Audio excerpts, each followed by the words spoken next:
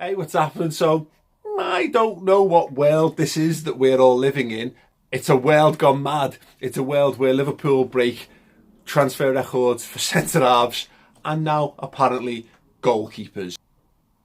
Like, Liverpool haven't broken a transfer record since the mid 90s when we went big on Stan Collymore. A lot of people watching this probably just know Stan Collymore as that fella who gets into arguments with people on Twitter. And Liverpool are now in a world where, 20 years on from that? More than 20 years since we signed Stan Collymore for £8.5 million. We're just lobbing our collective money-based cocks on the table. I'm walking away with really expensive goalkeepers. I can't wrap my head around it. What is going on in Liverpool? The Liverpool that I've followed, so vehemently for so many years, perennially the team that are just bargain hunters, and they go big periodically, but then they do a transfer window where they fill out the squad and they cut corners and they get people on frees just to make sure they've got enough bodies to cover numbers, and we sign Andre Voronins and Usama Asaides and Adam Bogdan was playing games for Liverpool when Jurgen Klopp took over, and now we've got Brazil's number one for all the money in the world ever, basically. Good on them.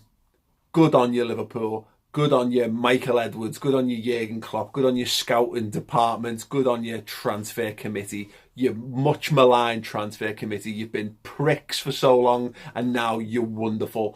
Get the statues cast in bronze. Get them lined up alongside, probably not alongside Bill Shankly, but stick him in the car park or something, and then if we win trophies, then they can be relocated. Put them in a circle around Bill Shankly, whatever. Right now, Liverpool seem to be going in the right direction, going big in the transfer market when they need to. And this is it. There can be no more fucking around. There can be no more, oh, well, if only we'd done X, Y, and Z. Nah.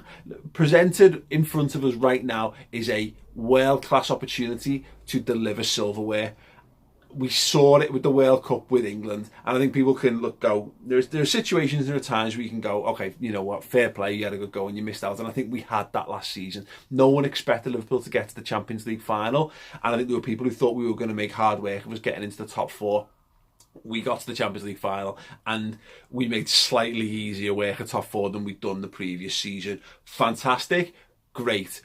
Next season, there will be pressure, there will be expectation, there will be demands placed upon this squad that they've never seen before. And that comes in terms of the expectations from the Liverpool fans, expectations from the media, expectations from within the football club itself, and also the physical demands with a lot of that squad coming off the back of a World Cup. This is going to be hard, it's going to be intense, and it's going to be vitally important in setting Liverpool up for the years to come. Because, look, Jurgen Klopp has worked at times miracles, at times he's just done really well with quite healthy resources available to him.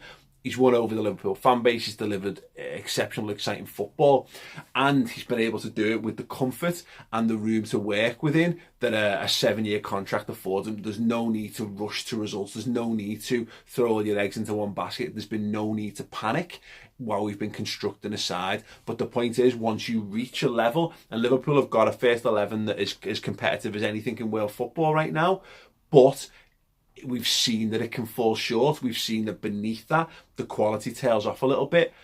The problem that you're faced with, if you don't double down now, that squad begins to turn. You go another season and you're back into the cycle that Liverpool have been in for 30 years, the best part of 30 years, where you go too long without your best players being able to deliver upon their ambitions, without them reaching the pinnacle, without them having the silverware to put on the shelves in the cabinet at home, and they start to have their heads turned and they start to look elsewhere and they start to think, bloody hell, Real Madrid looks good.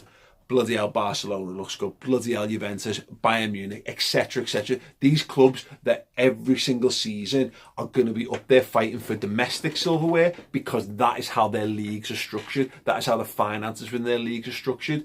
And Liverpool, we do not exist in one of those leagues, unfortunately. We exist in the most competitive league in world football. maybe you can argue the quality throughout the league. It's irrelevant. There are 6 teams that can, with the right win behind them, win the league. And then you throw in the fucking madness of Leicester as well, which adds that any team on the day can do something in this Premier League. Liverpool can't guarantee that they're going to be able to maintain this quality season in, season out. So when you've got things going for you, when you've got the vast majority of your side built, you've got your style of play implemented, and you've got the confidence and everything going right for you, as I say, double down. And signing Alisson is the biggest sign of that for me that Liverpool have shown. Virgil van Dijk may be actually on a very close part of that, particularly doing that midway through a season.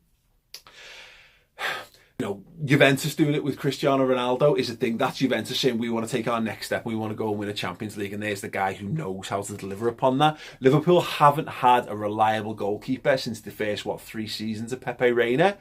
You can count on 2 fingers the genuinely quality, reliable goalkeepers that Liverpool have had in the last 40 years. 3 really. You're talking about Ray Clements, Bruce Grobbelaar and Pepe Reina. Everyone else has been up and down. They've shown promise, but they've not quite had whatever that X factor is to make them strong and stable for the long term for Liverpool. David James, loads of potential, ended up being a dodgy keeper and ended up being destroyed. Thank you very much, Newcastle fans. Why? We've seen Simon Mignolet, fine Premier League quality goalkeeper, but not possessing of the quality and the style of play to really kick Liverpool on. You're then talking about your Brad Friedels, your Xander Westerveld, your Jerzy Dudek, name them. There's tons of them. So many goalkeepers who've just not made the grade. It looks like Liverpool are prepared to just go for it this time and say, you know what, everyone's telling us this guy is the best that there is out there. Go and get the best that's available to you. Maybe Jan Oblak's a better goalkeeper. Maybe David De Gea is a better goalkeeper. Maybe Neuer's a better goalkeeper. But right here, right now, the best goalkeeper available on the market for Liverpool Football Club is Alisson. Because look at the other names being linked. It's Jack Butland. Nothing wrong with Jack Butland. He's fine. He's a fine goalkeeper, and he may go on to be an absolutely splendid top quality goalkeeper, but really he's English and Nick Pope, he's had 1 good season for Burnley. That would be a PR Liverpool signing, by the way, would have been to go and get Nick Pope on 1 season and go, yeah, he showed loads of potential, yeah, he'll solve all our problems. No. It finally feels like we're coming out of the wilderness of just okay, well, let's get a decent option and try and improve them. No, nothing wrong with doing that. Nothing wrong with getting young players in to learn. But the thing is, you've got to get right first and foremost. You've got to have boss players for your young players to learn off. Your team can only ever be as good as your best player. Your young players you might get a young player who is just magic and he just blossoms randomly out of it. But realistically, you need to temper potential with experience and people for people to mirror, have that experience to learn off. And Liverpool are doing this finally. We've shifted our transfer policy, stop buying 19-year-olds and wait, and then hoping that in 4 years they'll come good and lead your team. You need to buy for now. You need to have players you can deliver in 2 or 3 years, and then have the young players to come in, having learned from them, and take over them, and just repeat the cycle over and over again. That is how you sustain being a top-level football club and stop Liverpool from being this club that gets dead close and then fucks it up and disappears down here for a bit and then scrapes the way back up again just to being in contention and then fucks it up again. And then no, just be this.